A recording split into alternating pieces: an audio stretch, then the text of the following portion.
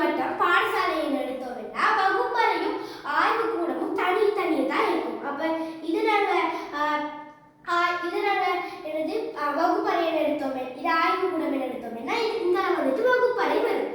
அப்ப இது வகுப்பறை, இது ஆய்வுக்கூடம்னா அதுக்குள்ளதான் இது வரும். என்னது ஆய்வுக்கூடத்துக்குள்ளதான் பரிசோதனைக்குள்ளாய் இருக்கு. அப்ப அது ஆய்வுக்கூடம் இது எடுத்தால் ஆய்வுக்கூடத்துக்குள்ளதான் பரிசோதனைக்குள்ளாய் வரும்.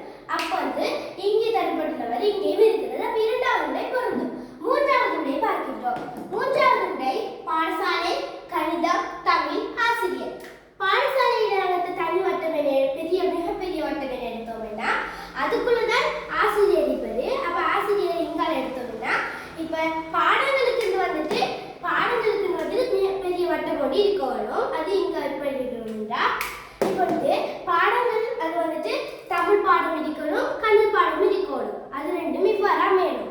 அப்பொழுது இங்கு தரப்பட்டிக்கு இங்கு தரப்பட்டிக்கு இப்படி, ஆனால் இங்கும் ஒரே மாதிரி இல்லை. அதனால மூன்றாவது விடை பொருந்தாது.